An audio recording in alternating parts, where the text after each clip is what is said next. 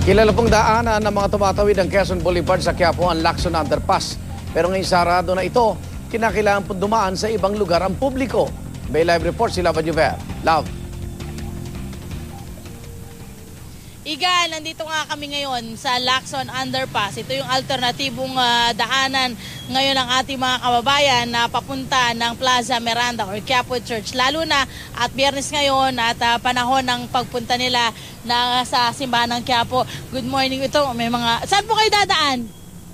Okay, ito. Galing ho kayo sa simbahan. Pagtanong tayo, galing ho kayo sa simbahan. Opo. So, hindi wala na po kasi yung Lacson Underpass. Dati doon kayo dumadaan.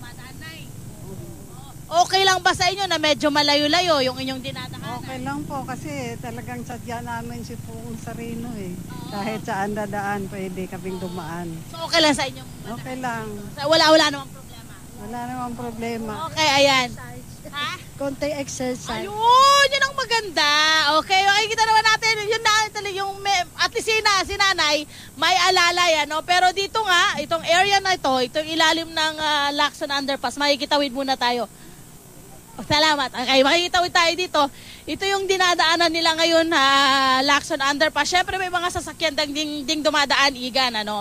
At itong gilid nga nito ang kanilang dinadaanan. Pero ang problema nito, Igan, pag gabi or madaling araw, siyempre pa walang ilaw itong lugar, no. Makikita natin na talagang isa sa inaangal nila, madilim daw yung area. So siguro dapat may pansamantalang ilawan itong lugar. Kasi tinan mo kahit nga ngayon na may liwanag na madilim pa rin, kailangan siguro may magbantay o meron tayong traffic enforcers nga na mag-a-assiste doon sa ating mga kababayan na dumadaan dito sa lugar na ito, no? Makikita naman natin medyo maluwag yung daan para sa mga motorista at mga pedestrian.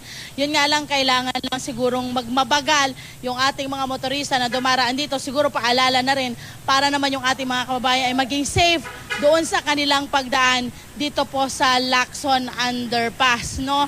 Yung daloy ng trapiko naman, Igan, tuloy-tuloy naman. Pero syempre pa, dahil nabasa na rin ng mga deboto, dumadami na yung mga motorista dito sa area na to. Pero kaninang madaling araw, hindi naman ganito karami yung mga kumbaga sasakyan na dumadaan. Pero kasi ito yung pinaka-U-turn ng ating mga motorista nang gagaling sa Quiapo Church. Kaya naman pag ganitong labasan ng mga deboto ay dumadami rin. At syempre pa may mga pampublikong sasakyan din tayong dumaraan dito. May tricycle dito, meron din pong mga pampribadong sasakyan at mga pampublikong sasakyan na dumadaan. Kaya kailangan talaga, Igan, na magkaroon ng asiste doon sa ating mga kababayan. Yan muna yung update namin mula dito sa Lacson Underpass.